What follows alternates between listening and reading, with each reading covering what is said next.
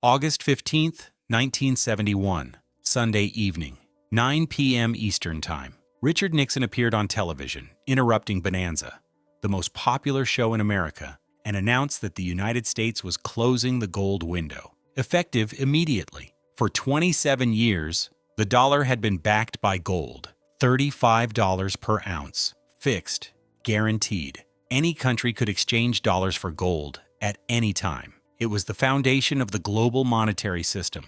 But on that Sunday night, Nixon announced it was over. No more gold convertibility, no more anchor, just paper. He called it temporary, to protect the dollar from speculators. That was over 50 years ago. The gold window is still closed, and every dollar you hold today is backed by nothing except a promise. Not gold, not silver, not any commodity, just faith in the U.S. government. But here's what they don't teach you in economics class. Nixon didn't close the gold window because it was good policy. He closed it because France was draining Fort Knox, because the U.S. had printed more dollars than it had gold to back them, because the entire system was collapsing. And rather than honor the promise, Nixon broke it. One man, one decision, on a Sunday night, without congressional approval, changed money forever. To understand why 1971 mattered, you need to understand what existed before: the Bretton Woods system.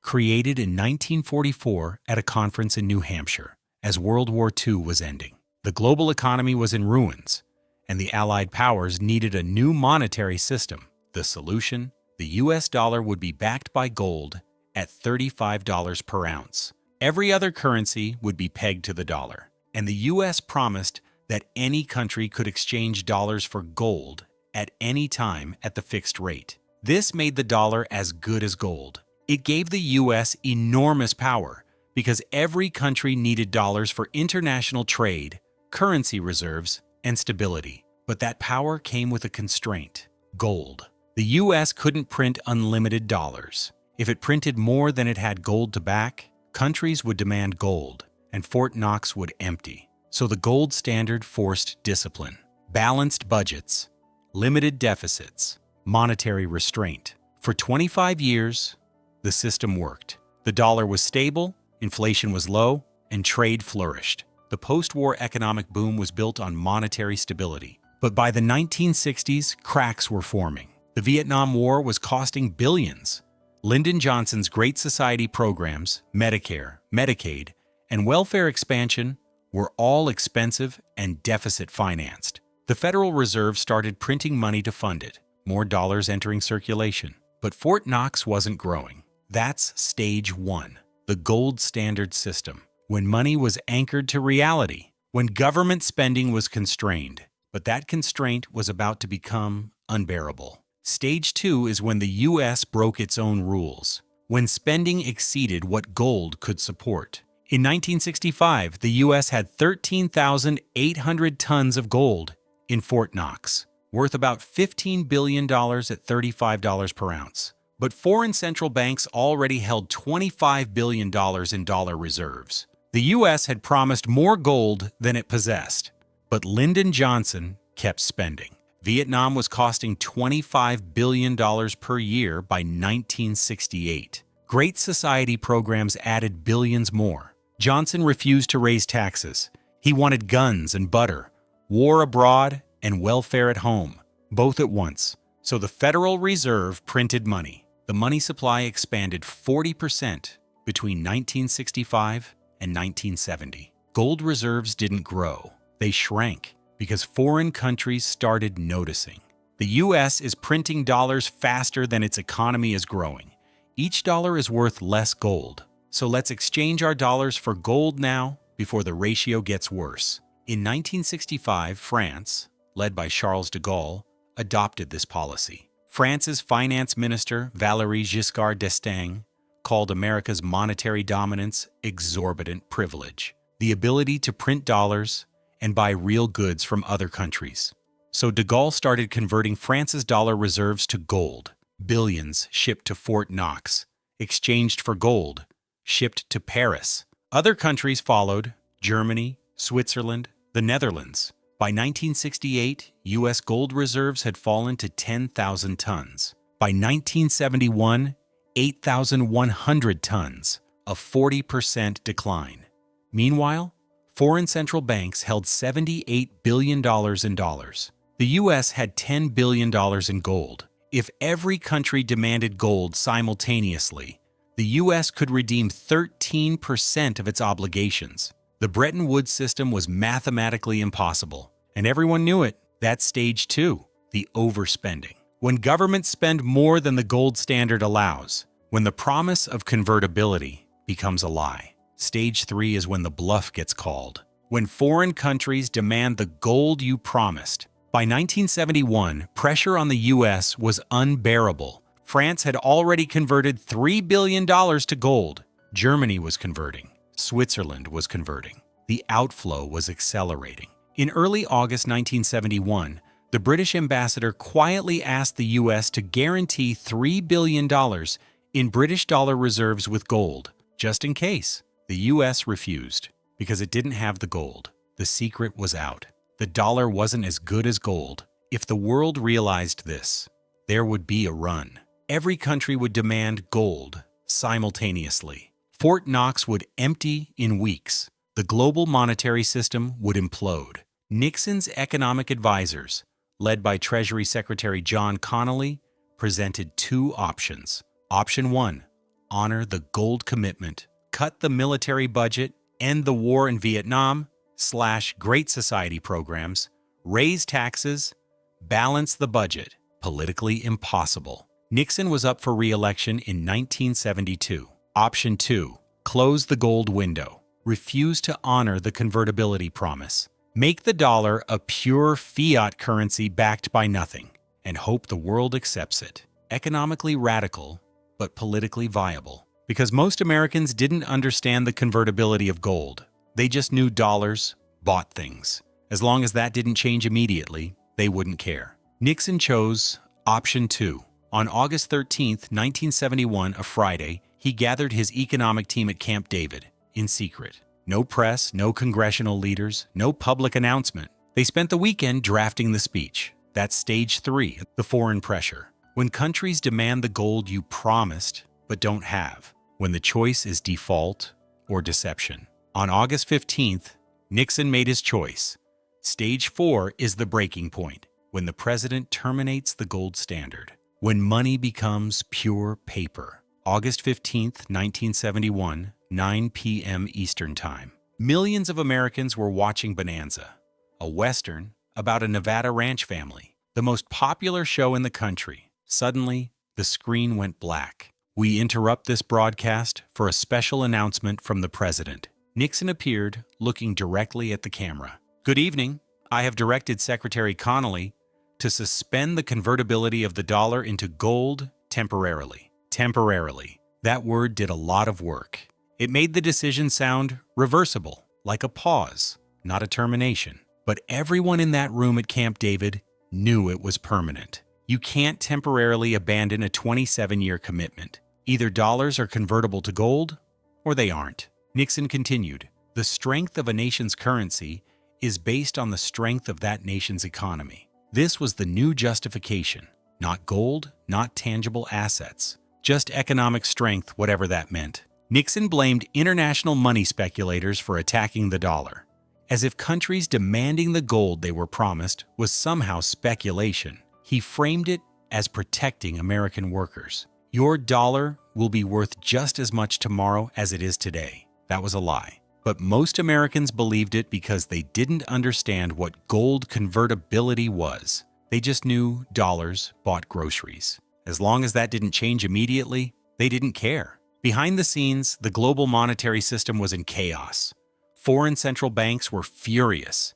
The U.S. unilaterally broke the Bretton Woods Agreement without negotiation or warning on a Sunday night. Currency markets didn't know how to price anything. If the dollar wasn't backed by gold, what was it worth? Relative to what? For weeks, global currency markets were frozen until a new system emerged: floating exchange rates. Currencies valued relative to each other based on nothing but supply and demand.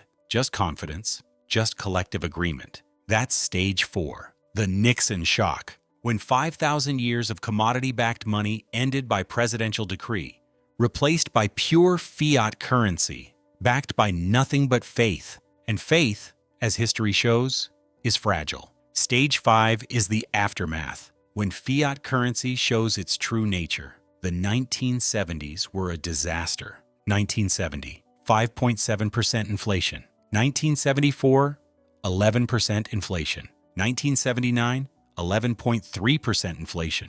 1980, 13.5% inflation, the highest peacetime inflation in American history. Without the gold constraint, the Federal Reserve could print unlimited money, and it did, to fund deficits, stimulate the economy, and finance government spending. The money supply exploded, and prices followed suit. Gasoline prices quadrupled. Unemployment hit 10%. Stagflation, high inflation, and high unemployment simultaneously. Something economists said was impossible, but it happened because fiat currency allows governments to print money without restraint, and printing money causes inflation, always. The damage wasn't just inflation, it was debt. Before 1971, government debt was constrained by the availability of gold reserves. After 1971, debt became unlimited. U.S. federal debt in 1971, $398 billion.